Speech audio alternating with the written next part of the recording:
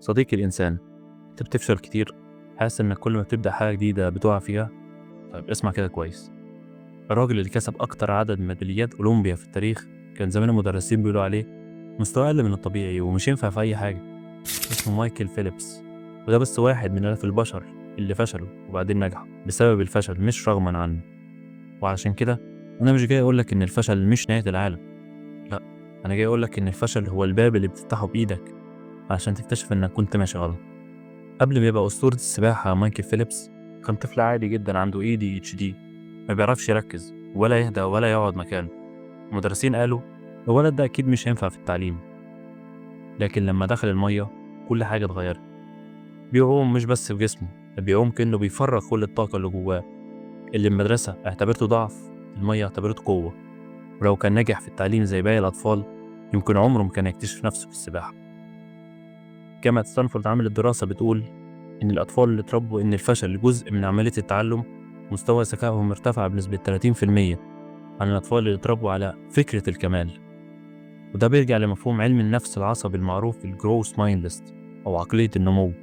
فكرة ببساطة إن دماغك بيشتغل زي عضلة، كل ما تواجه تحدي وبتفشل وتحاول تاني المخ بيكون وصلات عصبية جديدة، وده بيسمى اللودنة العصبية. يعني الفشل مش بس تجربة، ده تمرين للمخ، كأنك بتقول لدماغك كبر واتعلم وطور من نفسك. دراسة تانية نشرت في أحد المجلات، الباحثين لقوا إن الأشخاص اللي بيفكروا في الفشل كفرصة للتعلم مش كوصمة عار بيبقوا أكثر قدرة على اتخاذ القرارات المعقدة تحت الضغط. وكمان لقوا إنهم أقل عرضة للإجهاد العقلي الطويل، لأنهم بيشوفوا التجربة على إنها مسار مش نهاية. وعلشان كده علماء أعصاب زي كارول دويك أو أندرو غوبرمان بيقولوا إن أهم مهارة ممكن تكتسبها مش الذكاء ولا المثابرة، بل المرونة الذهنية، وإنك تتصالح مع الفشل وتحوله لأداة. ابن سينا قال الوهم نصف الداء والطمأنينة نصف الدواء. الصبر أول خطوات الشفاء. الوهم إنك تفتكر إنك لازم تنجح من أول مرة، والطمأنينة إنك تفهم إن كل سقطة ممكن تكون بداية للقفزة. النبي محمد عليه أفضل الصلاة والسلام قبل ما يبقى نبي كان بيتأمل كتير في غار حراء بعيدا عن الناس، حاول يفهم الحياة. ولما بدأ يدعو قابل بالرفض والسخرية والأذى. في الطائف اترجم بالحجارة، في مكة اتقال عليه مجنون وكذاب. بس كل ده ما خلوش يقف، إنه كان فاهم إن الطريق للرسالة مش مفروش بالتصفيق بل بالابتلاء.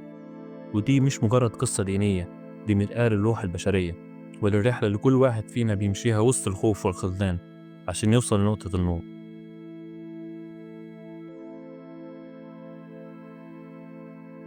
فيا صديقي الإنسان، لو حاسس إنك فاشل مبروك، أنت كده إنسان.